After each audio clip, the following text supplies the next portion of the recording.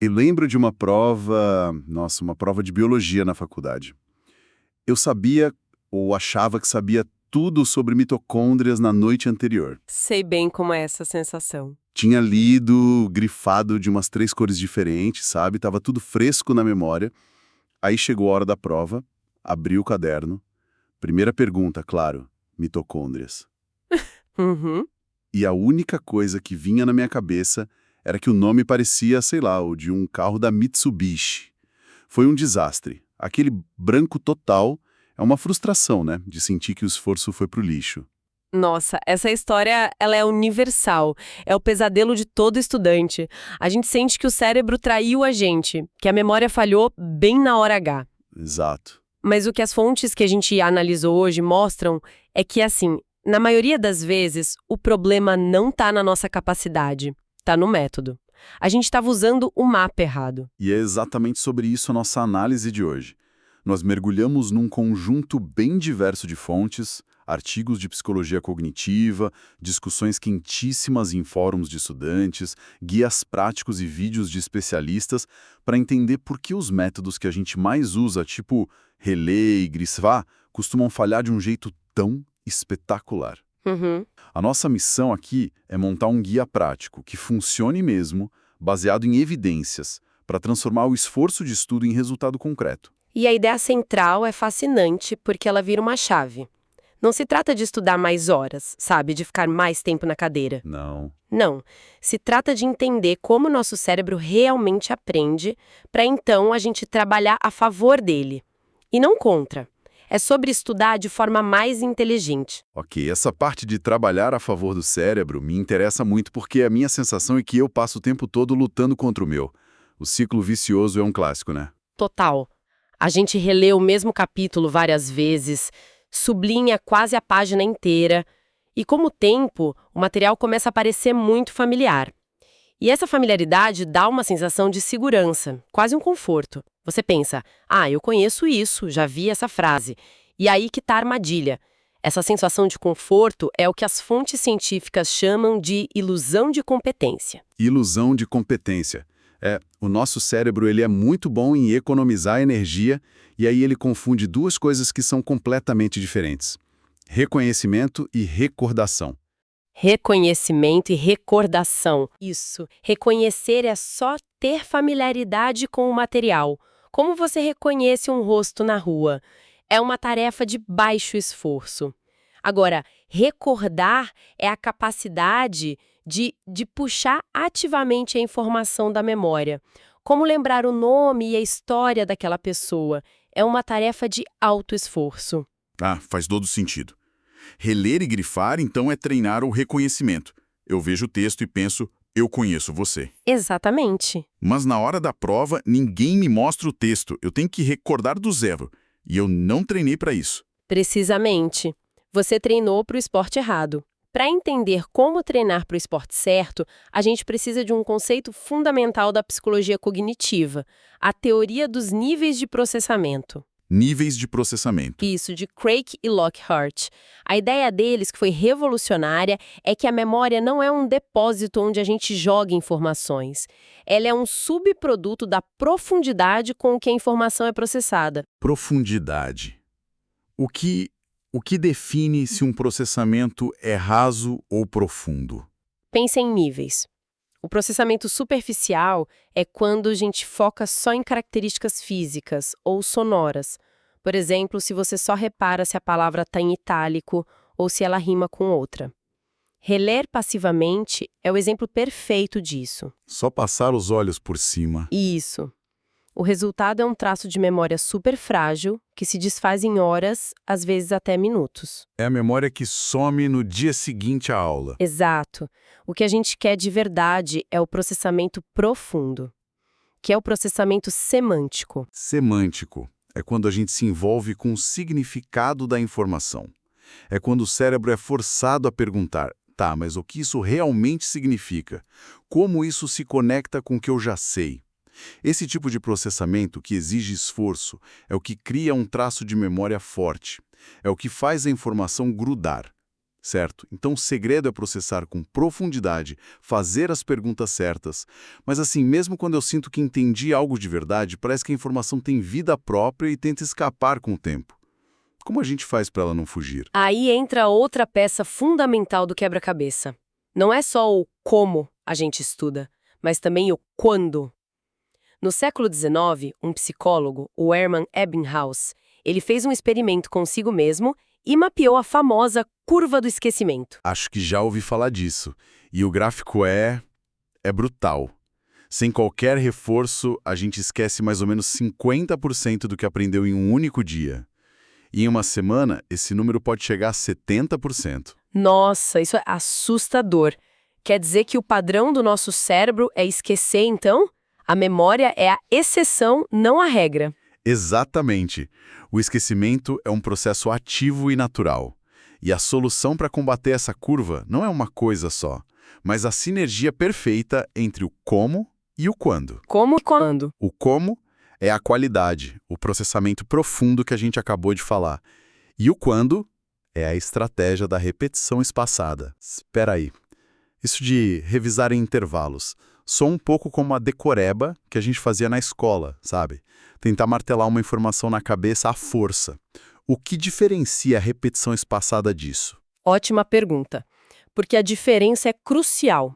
A decoreba tradicional é a repetição em massa, tudo de uma vez. A repetição espaçada funciona com intervalos crescentes. Você revisa o conteúdo depois de 24 horas, aí depois de 7 dias, depois de 30 dias. Ah, entendi. A chave está no princípio da dificuldade desejável.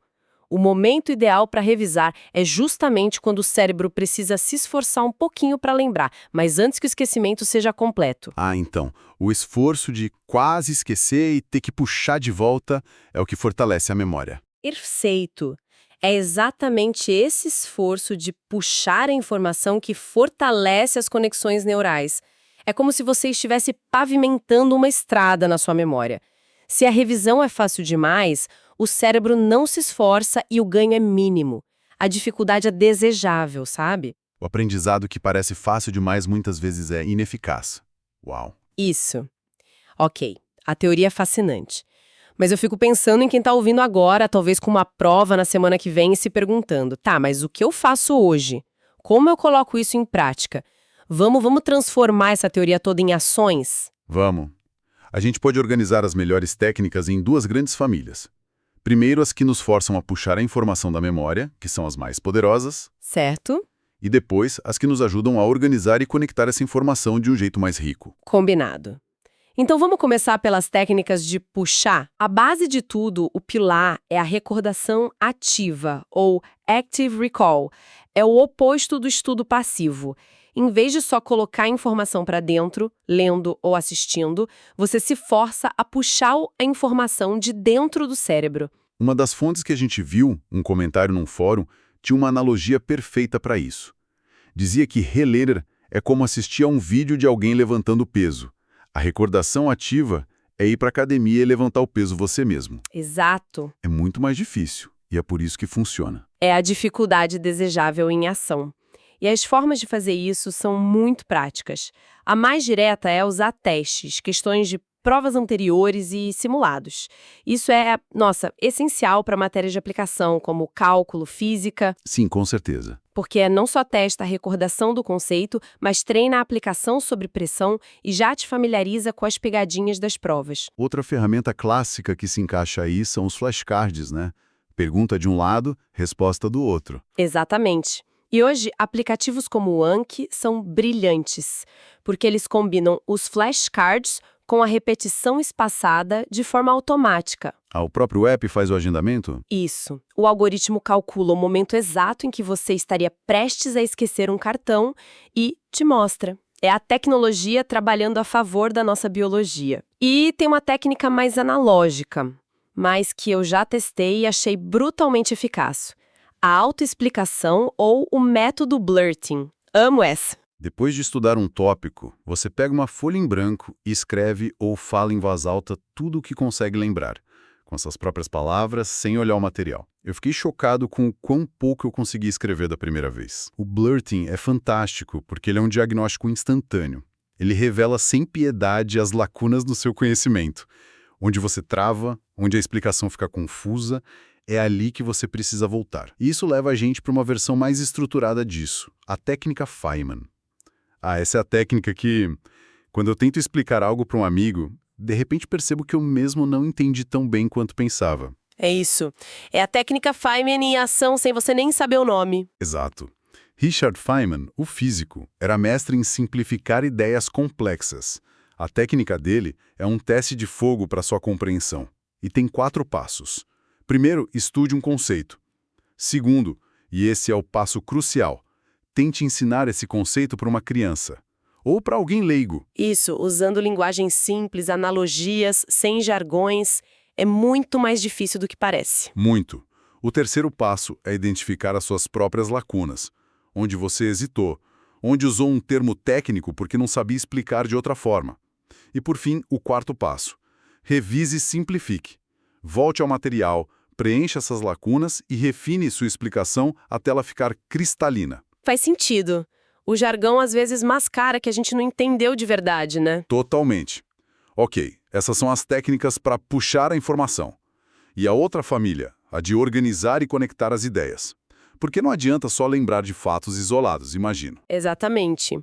Aqui entram as técnicas para criar uma estrutura para ver o quadro geral. Fazer resumos e anotações ativas é um bom começo. Desde que com as próprias palavras, né? Não só transcrever. Isso. A chave é usar as suas próprias palavras para sintetizar. Isso força aquele processamento semântico. E para quem é mais visual como eu, os mapas mentais parecem fazer muito sentido. A ideia de partir de um tema central e ir ramificando as ideias. Parece imitar o jeito como o cérebro pensa. Mas será que funciona para todo mundo? É uma ótima questão. Embora tenha uma preferência pessoal, o princípio por trás é sólido para todos. A codificação dupla. A teoria diz que nosso cérebro processa informação verbal e visual em canais separados. Ah, interessante. Quando você combina texto com elementos visuais, como a estrutura do mapa, cores, ícones, você cria múltiplos caminhos para a memória. Se um caminho falhar na prova, o outro pode funcionar. É como criar um backup para o seu conhecimento. Entendi. Então mesmo um rabisco simples ao lado da anotação já ajuda. E tem mais uma técnica que as fontes destacam, que me pareceu a mais contraintuitiva de todas. O estudo intercalado. Sim, essa vai contra tudo que a gente aprendeu. A prática comum é o estudo em blocos, né? Estudar um único tópico por horas. O estudo intercalado propõe o oposto. Alternar entre diferentes matérias ou tipos de problemas na mesma sessão. Tipo 1 hora de álgebra, depois 1 hora de química e depois uma de história. Exato. Mas isso não parece confuso. Meu cérebro não vai fazer uma bagunça. Não corro o risco de não me aprofundar em nada. Essa é a objeção mais comum e parece lógica. Mas a pesquisa mostra o contrário. Primeiro, na prática, alternar combate à fadiga mental. Mas o benefício cognitivo mais profundo é outro. Ele força o cérebro a discriminar entre os conceitos. Discriminar. Numa prova, as questões não vêm organizadas por tópico, elas vêm misturadas. O estudo intercalado treina exatamente essa habilidade de olhar para um problema, identificar qual conceito se aplica e escolher a estratégia correta. Você está treinando para as condições reais da prova. Uma dica prática que vi nas fontes é intercalar uma matéria que você acha difícil com uma mais fácil, né? Para manter o ritmo. Isso. Ajuda muito a manter a motivação e a não gastar toda a sua energia mental de uma vez. Ok, essa caixa de ferramentas é incrível. Mas, sendo sincero, tem matérias que parecem imunes a tudo isso. Aquele calo no sapato de cada estudante. O que a gente faz quando parece que nada funciona? Essa é a realidade, né? As fontes oferecem uma abordagem focada para esses desafios. E ela começa na mentalidade. O primeiro passo, e o mais difícil, é parar de criar bloqueios. Frases como "eu odeio matemática" ou "eu nunca vou aprender química". Elas viram profecias autorrealizáveis. Exatamente. O cérebro assimila isso como verdade e para de se esforçar. É preciso aceitar que a dificuldade é parte normal do processo. E depois de aceitar a dor, qual o próximo passo? Porque a nossa intuição é fugir do que é difícil, deixar por último. E a estratégia eficiente é o contrário. Priorização. Não evite o que é difícil. Dedique mais tempo e, crucialmente, estude as suas disciplinas no início da sua sessão, quando sua mente está mais descansada. Gaste seus melhores recursos mentais no seu maior desafio. E para matérias de exatas não tem jeito, né? É prática. Não tem atalho mágico. É prática massiva e análise de erros. Resolver um volume enorme de exercícios e, o mais importante, encarar o erro não como fracasso, mas como um diagnóstico. O erro aponta com precisão cirúrgica onde o seu entendimento falhou. Cada erro é um mapa por que você precisa estudar a seguir. Perfeito. E, claro, o estudo em grupo. Discutir com colegas pode trazer novas perspectivas. E como vimos com a técnica Feynman, ter que ensinar um conceito para outra pessoa é uma das formas mais poderosas de solidificar o próprio conhecimento. Então, se a gente pudesse amarrar tudo isso, a grande mensagem das fontes é que a gente precisa de uma mudança de paradigma. Sair daquele estudo passivo, confortável, que só dá a ilusão de que sabemos. Para um estudo ativo, deliberado e, sim, mais difícil. Aquele sentimento de que o cérebro está fritando não é um sinal de que algo está errado, mas talvez o melhor sinal de que o aprendizado real está acontecendo. Exatamente. Se tivéssemos que extrair a essência, as 3 estratégias-chave são: recordação ativa, para fortalecer as estradas da memória, repetição espaçada, para combater o esquecimento, e o estudo intercalado, para desenvolver flexibilidade cognitiva. É uma caixa de ferramentas completa para aprender a aprender de verdade. Eu queria deixar uma reflexão final que uma das fontes trouxe e que expande nosso horizonte para além da prova. É o modelo 2-2-2 do neurocientista Art Cohn. 2-2-2? Isso, a gente falou muito sobre como reforçar o conhecimento para passar num teste, o que ele chama de reforço cognitivo. Mas para um aprendizado que dura a vida toda, para que o conhecimento se torne parte de quem você é, o modelo sugere mais 2 passos. E quais seriam esses passos? Um reforço social, que seria, por exemplo, discutir o tema com amigos 2 semanas depois da prova, quando a pressão já passou. E, finalmente, um reforço comportamental.